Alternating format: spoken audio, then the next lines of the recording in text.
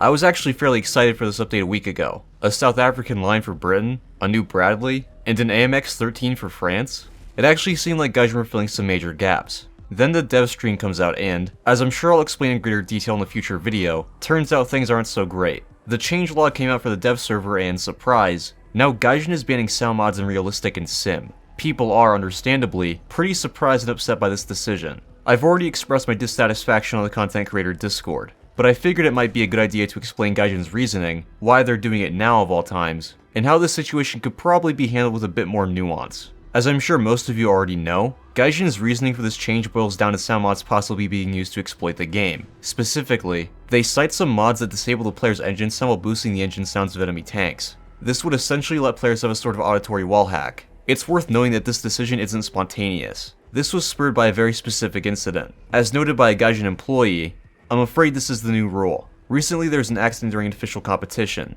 One team got a significant advantage with the self-made sound mod. They spotted enemies with their engine sounds and won the match. This was shown on streams, so we got several complaints about it. It's a serious issue. We were forced to do something about it. So, we decided to forbid sound mods in game modes without markers. I'm sorry, this is a very difficult situation. So to boil it down, since a team of sweaty competitive players wanted to maximize their sweat output, you now can't use a mod that makes crew voice lines bearable, or makes it so that turbine engines don't sound like someone putting a vacuum right up to your ear. They're still perfectly fine with these teams abusing ultra low quality in bushes though. You would think that it would be fairly easy to simply prohibit sound mods during a tournament, but hey, why try to solve a problem with a bit of nuance when you can just nuke the whole thing? Before I go further, let me say that I don't think you should be able to use sound mods to gain an advantage, even outside of tournaments, but I don't think they need to be totally banned either. And that while Gaijin's initial statements imply that this was the only way, newer statements seem to imply that they're looking at ways to keep sound mods that are harmless. I'm still very skeptical though. Knowing Gaijin, they'll implement the ban and move development of a better system onto the back burner, where it'll probably be forgotten and die. I do genuinely hope that I'm wrong. If I sound a bit frustrated, it's because I am. I've been following Epic Thunder's development for a while now. I've seen the mod's creator pour hundreds or even thousands of hours into it, and it shows. Here are some audio samples to show what I mean.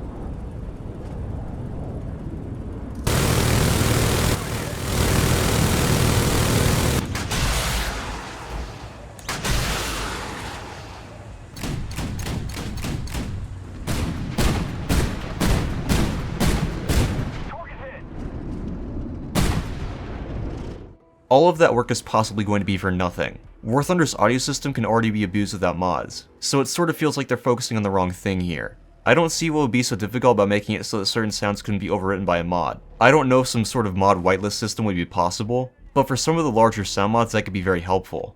To summarize, I hope that Gaijin doesn't implement the blanket ban. I hope that they can come up with a solution that allows harmless mods to remain. Quite frankly, I don't like War Thunder's default sounds at all. Artillery always blows my ears out no matter how much I turn down the volume. It feels like there are much larger exploits currently in the game that could be tackled first as well. Ultra low quality still gives a massive advantage, bushes are still broken, and the anti-cheat system can still be bypassed. I encourage you guys to let Gaijin know how you feel about the change in the forums, and give some support to the guys that make these sound mods. As always, hope you guys enjoyed the video, and I'll see you on the next one.